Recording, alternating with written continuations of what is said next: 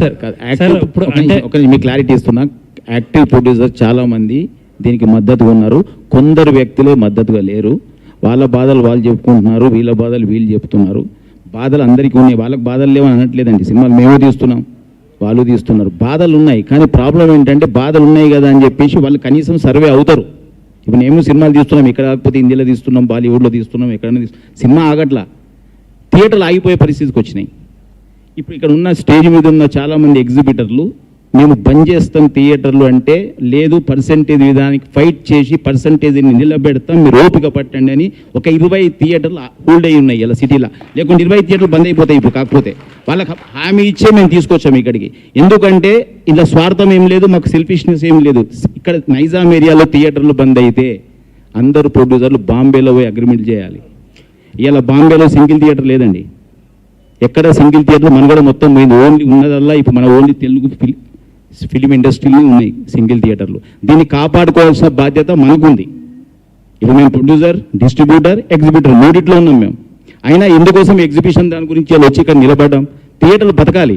ఇప్పుడు మాకే కాదు, మాకున్న థియేటర్లు ఎంత ఉన్నాయో మైత్రికి అంతే ఉన్నాయి, మిగిలిన వాళ్ళకు ఉన్నాయి, అందరికీ థియేటర్లు ఉన్నాయి. ఇక్కడ థియేటర్లు లేని వాళ్ళు ఎవరు లేరు. మా కోసం మేము సెల్ఫిష్గా దీనికోసం ఫైట్ చేయట్లే, బతకాలి. థియేటర్ సింగిల్ థియేటర్లో ఇప్పుడు మీరే ఉన్నారు, మీ మీడియా మిత్రులు, సింగిల్ థియేటర్కి మీరు ఇంట్రెస్ట్ చూపిస్తారా, మల్టీప్లెక్స్ చూపిస్తారా సినిమా చూడటానికి?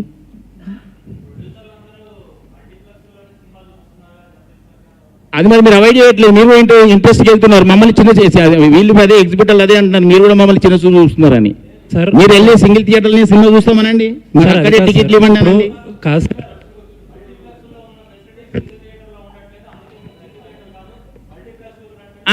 రైట్, మీరు ఎప్పుడు బాగుంది. మీరు ఇప్పుడు పర్సెంటేజ్ సిస్టమ్ అయిన తర్వాత మీరు ఏ థియేటర్లు అయితే ఆ ఫెసిలిటీస్ లేవో మీరు నిలదీయండి.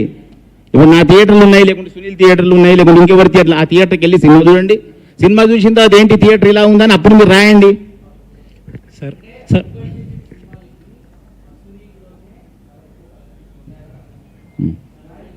అట్ ద సేమ్ టైం మీరు ఫస్ట్ వీక్లోనే ఆ పర్సంటేజ్ ఎక్కడ అమలు చేస్తే కనుక హై బడ్జెట్ సినిమా అంటే ఇవాళ ఎక్కడ ఉంది? తెలుగు ఉందా, పాన్ ఇండియా ఉందా?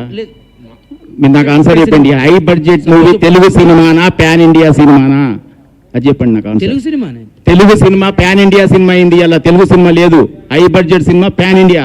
పాన్ ఇండియా అన్నప్పుడు మరి బెంగళూరులో ఎందుకు పర్సెంటేజ్ ఇస్తున్నారు, మహారాష్ట్రలో ఎందుకు పర్సెంటేజ్ ఇస్తున్నారు, తమిళనాడు ఎందుకు పర్సెంటేజ్ ఇస్తున్నారు? తెలుగు స్టేట్ ఏం చేసింది? మన సినిమా, మన హీరోలు, మన డైరెక్టర్లు, మన వ్యవస్థ. మనకేది మన థియేటర్లు ఎక్కడున్నాయి ఈరోజు?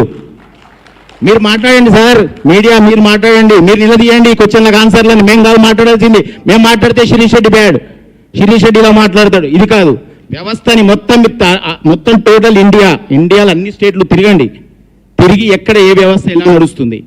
మనం ఒక్కళ్ళం కాదు కదా.